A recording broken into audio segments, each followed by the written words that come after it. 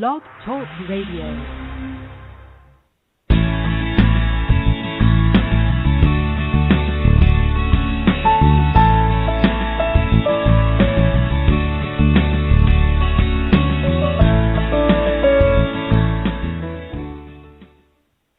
Everyone, welcome to the Women's Transformation Show.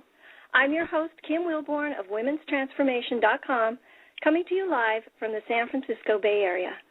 My mission is to help you connect to your true self so that you can experience the magic of manifesting your unique higher purpose, discovering your personal superpowers and expressing them more and more every day. Together, we create a space where you can live a life that fully expresses who you are and what you love.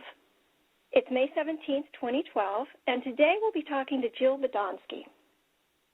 I appreciate you sharing the show with your friends on Twitter and Facebook, and I invite you to visit me on youtube.com/Kim Wilborn, where you'll find videos to help you raise your vibration. And if you haven't already done so, I hope you'll download your free copy of my ebook, Raise Your Vibration in 2 Minutes or Less, at www.womens-transformation.com. And today I want to offer you a sneak peek at my new group coaching program. It's called Reinvent Yourself this summer, and you can find out more about it and get a free gift when you go to Women'sTransformation.com and click on Coaching. And now, on to our guest. Today is the start of something new and exciting here at the Women's Transformation Show, the first of many powerful interviews with inspiring women who are actively expressing their own superpowers, and who can help you do the same. And when I decided to begin doing interviews on this show, Jill Badonsky was the first person I thought of, because I really like her style, and I like the way she walks her talk. Jill is a creativity coaching pioneer, and the founder of the Muses and Kaizen-Muse creativity coaching. She specializes in inspiring anyone wanting to live life with more creative thought, action, and fulfillment. She is the author of the 9 Modern-Day Muses and a Bodyguard, 10 Guides to Creative Inspiration for Artists, Poets, Lovers, and Other Mortals Wanting to Live a Dazzling Existence, the Almanac, A Daily Dose of Wonder, and the upcoming The Muses an Owner's Manual to Your Creativity. Welcome to the show, Jill. Thanks, Kim. It's great to be here.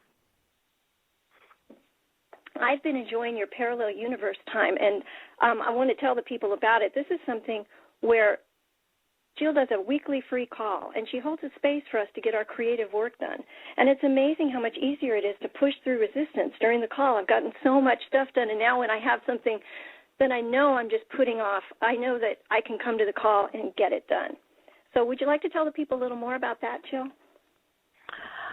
Sure. I call it Parallel Universe time because we're all in different spaces, but we're working at the same time. We're holding the space for each other. And this is one of the most effective of my coaching tools just because people are having a really hard time getting to those things they really want to do.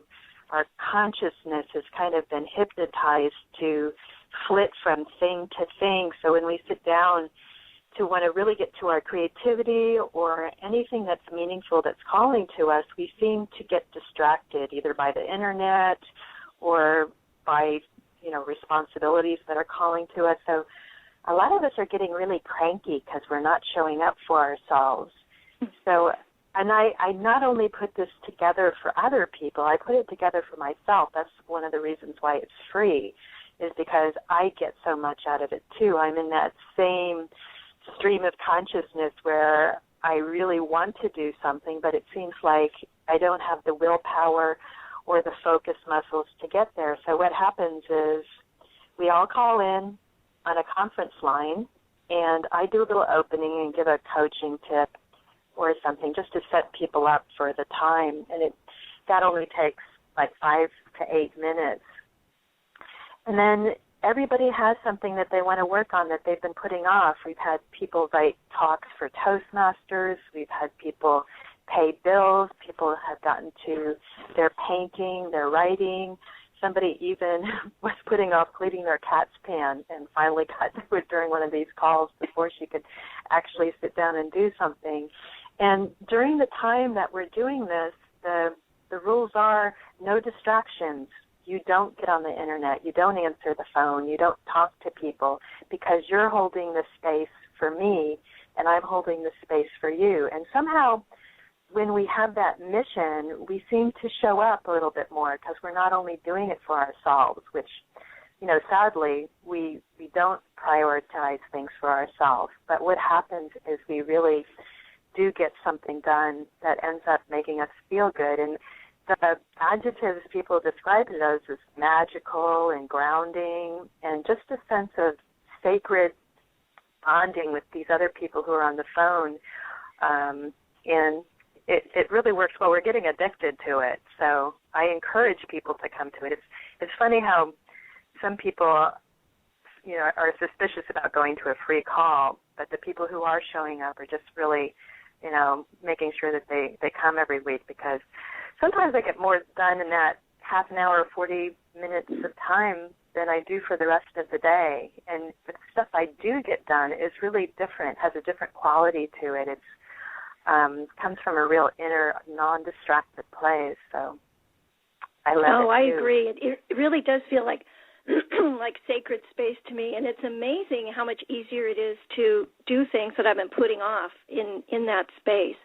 So for those of you listening, you can find out more about that and get on Jill's mailing list to receive her Muse Flash newsletter, which is always great anyway. And there's a spot on her site where you can look at the archives of the newsletters, which is also fun to do because they're packed with great stuff.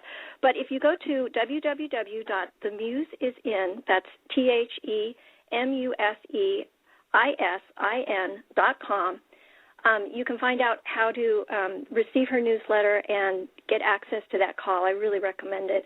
And you've got something else going on, your Renegade Muse creativity classes, right, Jill?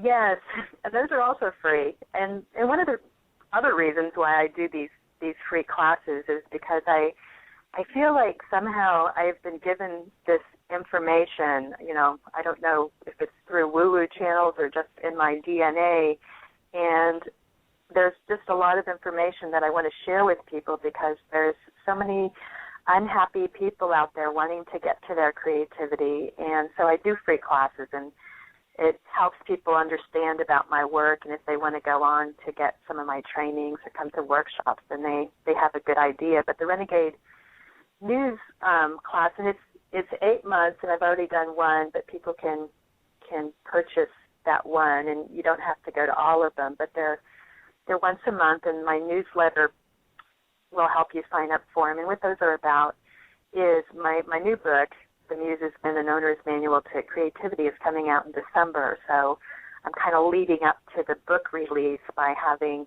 a celebration each month of talking about some of the tips from the book. I'm doing some creativity coaching on the call for whoever wants to volunteer for that. People write questions in when they sign up for the call. I'm answering those. I'm doing some, part of who I am is a humorist and a comedian, so I'm kind of doing some funny channeling of muses and an experience. So it's kind of a really good deal. And if people miss the calls are $5 a piece, but you can get all 8 calls for just $25. But if you show up for free, you don't have to pay anything, and you get the benefit of all of this information. And the more people, the merrier for me, for sure. Sounds awesome. So I recommend it to everybody. And I'm excited about your new book because I love the 2 that you've got out right now. And so let me jump right in and ask you to tell us about the transformation that your work brings to clients and really the whole world. Okay. It's all about creativity, and it's not just for people who are already artists and writers and such.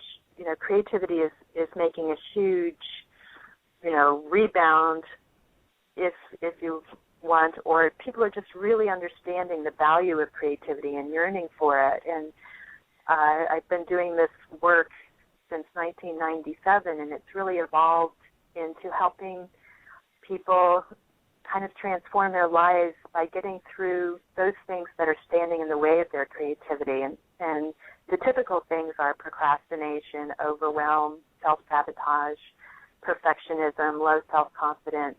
And I'm helping him get through those with really kind of different tools than you see out there. They're ones that honor the nonlinear nature of being human. A lot of the self-help programs out there really mean well, but they're overwhelming, they're unrealistic.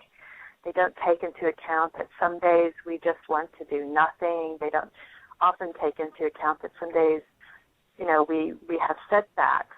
And for a lot of people, not doing something every day and having a setback is failure. But in the realm of being human, it's pretty normal, as are a lot of these blocks. So really using simple, fun tools that appeal to the inner kid, because that inner kid is so responsible for our creativity.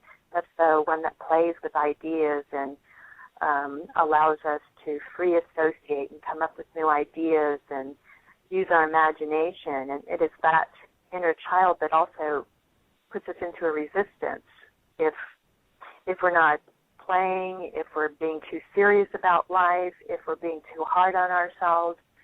So this work really helps people embrace the world in a more creative way, something that's gentler, has less obstacles, and finding joy in places where they weren't aware of before. Being creative when they didn't think they were creative is one of my favorite things to help people with. There's a lot of people out there who don't think they're creative or think they might be a little bit creative, but this work really taps them into their authenticity and the freedom of their voice. And people who didn't think they were writers start playing with it, artists.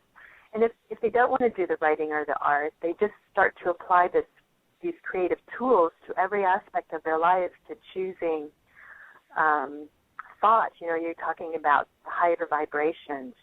And, of course, the thoughts that we choose create the energy that we exude in the world. And that's a really creative way to be, is to choose those thoughts like you're choosing paints on a palette to paint your life in, the masterpiece that it can be versus the gray, humdrum dread. So these tools are really designed to help people move to their higher vibration, their higher energy. Because creativity can be synonymous with joy. When we're in our creativity, we can feel the most joy that's possible in our lives. It's something that's under our control. It's a relationship. So it's something that also unfolds more and more as we get older. It's not something we lose. One of my oldest friends is 93 years old, and right now he is writing a play. And, he's just a wonderful example of how you can continue to use your creativity and can continue to bring you joy. And it's never too late to start. It's never too late to start tapping into it. A lot of people think if you haven't started in your 20s and accomplished something or produced something that it's too late. But in the process, there's all sorts of ways that we can really tap into the joy of our creativity, by the way we approach our perspective on our situations, what we choose to bring to relationships, how we do our gardening, our cooking, how we arrange our house. It's all creative. How we wear our clothes, how we smile at somebody. These are all acts of creativity that make us artists of being alive. So we really help people get to that in kind of non-conventional ways, because creativity is non-conventional. We don't use your linear tools. We use some kind of going in the back door things, because sometimes when you just try to be creative, you block up. So there's lots of tricks we use to help people, really kind of just slide into their creativity without the fears even being triggered. So it's fun. How do you help people begin if they're in a place where they feel like creativity is a luxury and they don't have the time to even change the way they're doing things? How do you help them begin? That's a really good question, because a lot of people think they need a lot of time to begin the creative process, and you don't. The creative process is not the same as a lot of our work, and in terms of what productivity looks like. If you're wanting to be creative and you don't know where to start, right now, as I said earlier, we're kind of at the mercy of a really short attention span. So we flit from one thing to the next, and we don't sit down and just start learning something.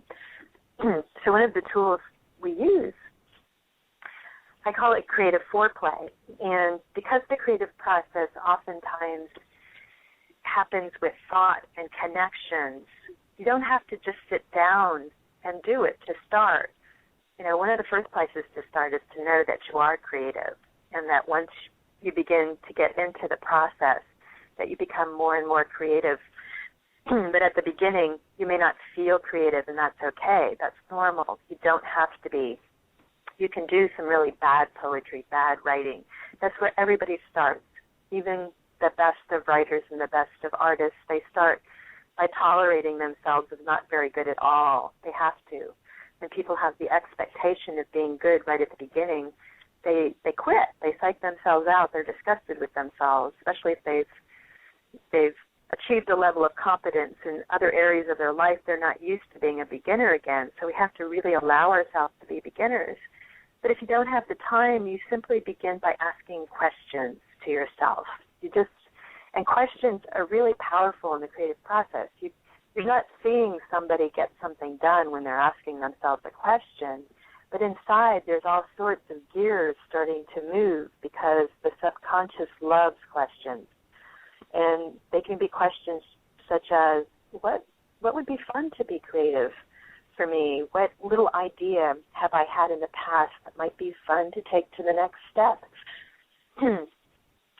And these questions, you don't need immediate answers for them. It's like plugging some seeds into the ground. Your subconscious begins to work on them. So the more that you relax and trust that there'll be an answer, the more that the answers start to come. And in fact, we may just begin to operate from the answers. We may just start to write something because the subconscious has answered that question. And we can ask questions anywhere. We can have even cues that help us remember to ask questions when we're put on hold, when we're standing in line, when we first wake up in the morning. My most powerful time to ask questions is right before I go to sleep at night.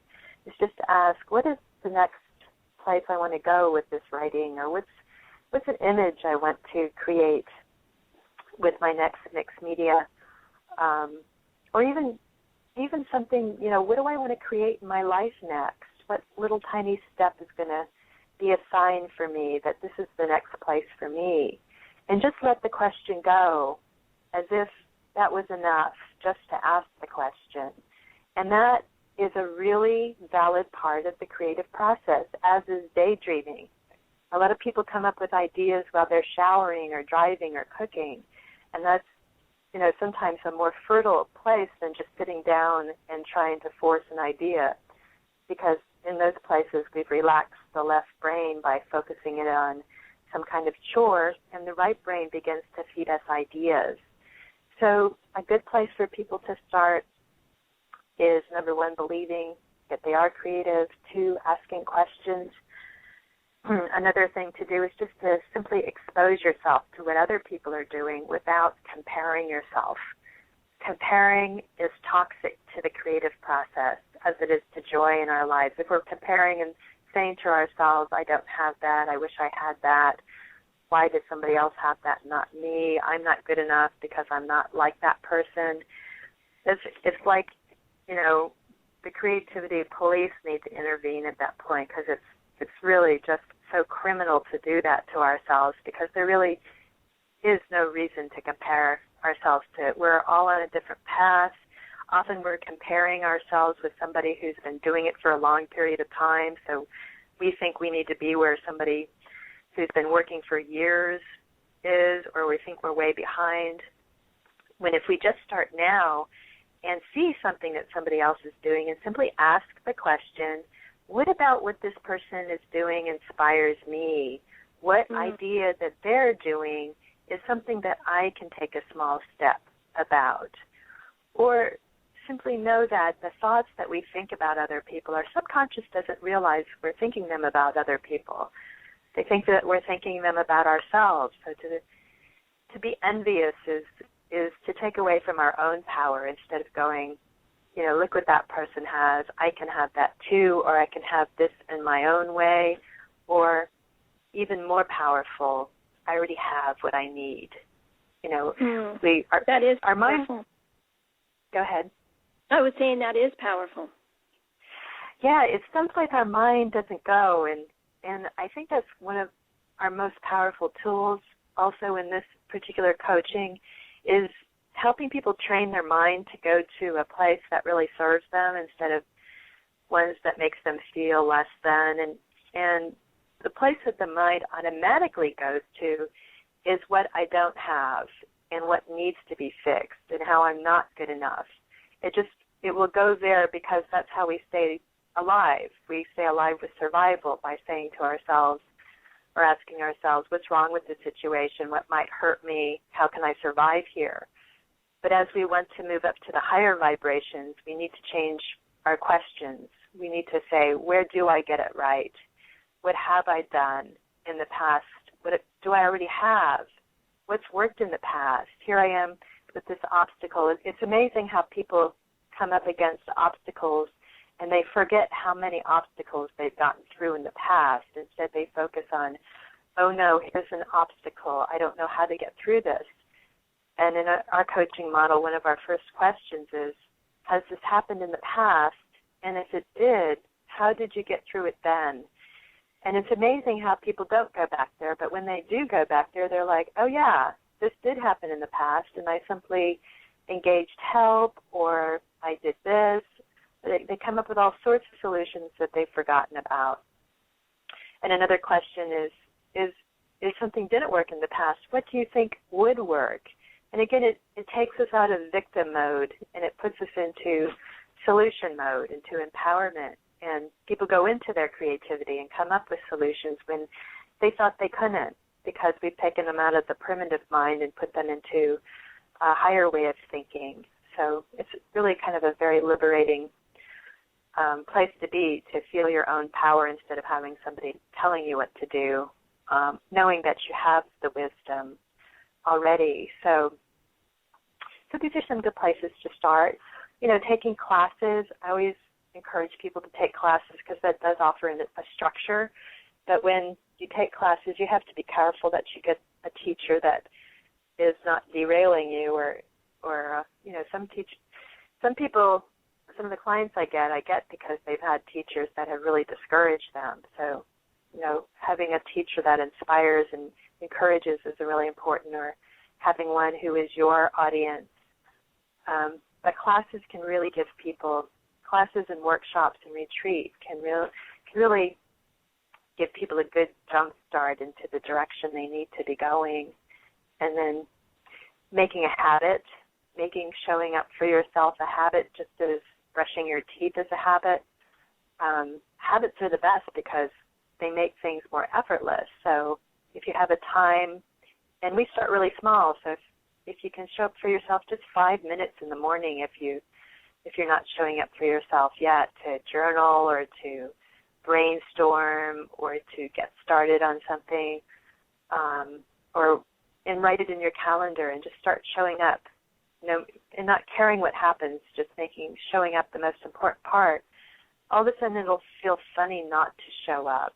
So we help people create those habits that are going to make it easier for them so they don't have to fight the resistance.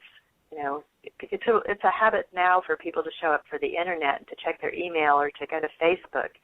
But if they have a similar habit of showing up to write poetry or to work on art or to simply show up in a sacred way for themselves in whatever realm they want to progress in, that they will, we can spend as much time on those things and really feel the reward that comes with that. And then reward ourselves with the internet and words with friends and then, those kinds of things. So.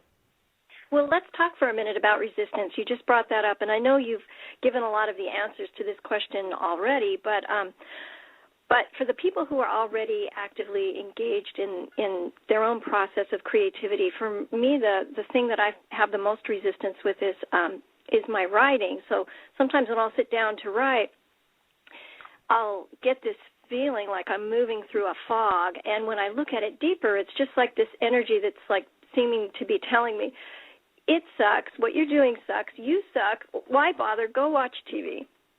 And I think when we don't push through that, it gets to be a way of life so that we don't even sit down in the first place. And we don't even realize that the resistance is at play, but because we're not even trying anymore. So do you have more you can tell us about dealing with that resistance? Yes, and I'm so glad you brought it up because it's really a challenge so many people deal with. And you've really mastered the first step, and that is awareness. Like you said, it can be really automatic and subconscious that people, don't want to deal with the voices that come up that say this sucks and, you're not doing a good job, this isn't for you. And, one of the first steps is to know that those voices aren't true. They're not coming from a true place. But all of us have them. Even the most successful, creative people have those voices. It's just really normal. It's almost biblical. We have this call, and these things are tempting us off of our path. And we really, number one, have to recognize them as detractors and not the truth, and be equipped with what to do when they come up, and to recognize them not as this means that I'm not meant to do this. What it means when you're confronted with those things is you're in the creative process. And this is a really normal part of it, to hear those voices. And you can choose to listen to them and succumb and to participate in those things that are less rewarding, or you can be equipped with what to do. And one of the things that we teach people to do is have comebacks, to have, something to say back to those voices. And one of the most powerful things that we found comes from the inner brat. So when the voice says, this sucks, what do you think you're doing? Other people have done this, you're too old. The inner brat says, so what, I'm going to do it anyway. And it's really empowering. It's just like talking back to something that's trying to stop you from being your best self. And other ways to do that is to really lower expectations, to go, yeah, I'm going to write something and it is going to suck, but I am going to write it because that's where you start. You start with something. You start with a rough draft, and each time you come back, you need to lower your expectations at the beginning. It doesn't mean they stay low. Oftentimes when we lower it, that those voices go away because there's nothing to say. And if they say this is going to suck, you go, okay, so, and you start your writing, and you're in the process, and there's no way that you can't not get better when you're in the process. We can go around, and there's so many positive things we get out of the creative process other than that writing. We get focus muscles, we get character, we get patience, we get perseverance, we become more interesting people, we become more patient, and patience is just another form of love for ourselves and for other people. And as we stay in the creative process, we become better people. Another way to stay in the process is to decide that how you want to show up for the process. And from my parallel universe time that one of the things I do before we start is have people decide how they want to actually feel while they're doing whatever they're doing. Because a lot of the times, like for what you're talking about, you're putting pressure on yourself when you're writing. You're kind of tormenting yourself with your self-talk. Is that how you want to show up in your process, with torment and with pressure? And as we make the choice to, you know what, I want to show up and have fun and be a kid and be mischievous and be an effortless joy, and you make a decision that that's how I want to be in the process. And as you start to slip back to anything else, you revert to this new place of, I'm just going to have fun with this.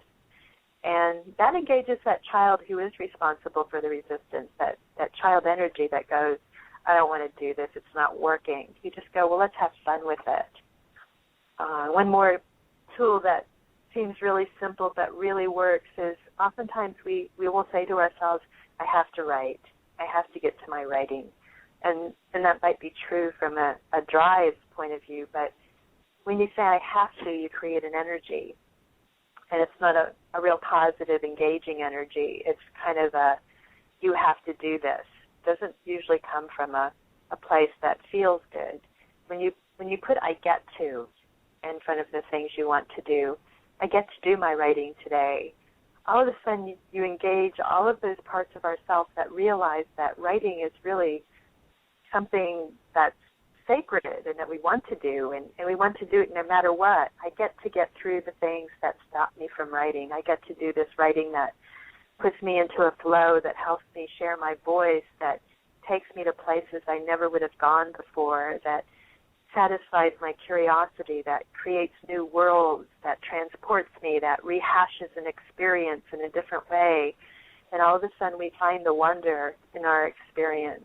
And simply by putting I get to can activate all of those forces that draw us in rather than put up the barriers to starting. So I love that. I love that because it's like we enter through a portal when we actually sit down and do whatever it is. And it is really neat to be able to get to do that. Exactly. And what you're doing is you're starting your creativity before you're even writing. You're creating an atmosphere. You're creating a point of view and an attitude. So you're starting to be creative in how you choose to show up, which makes it even easier to apply that creativity to your writing then, because you've already warmed it up a little bit by making a choice that's different from the default choice that we often fall into, which is dread and pressure. So. Yes. Yes, exactly. Oh, Jill, this has been awesome. I know I'm going to listen to this a bunch of times because there's been so much good stuff that I can apply and that I know we can all apply. So I want to thank you so much for coming and being my first guest. Oh, it's been a joy. You asked wonderful questions, so thank you for having me, and I'm honored that I'm the first guest. Well, thank you. And again, everyone, you can connect with Jill at www.themusesin.com, and I recommend you go there right away and get started. So thank you so much, Jill. I really appreciate it. Thanks for having me. My first guest, and everyone else until next week, this is Kim Wilborn wishing you love and abundance. Thanks, Jill. Bye-bye. Bye-bye. Thank you.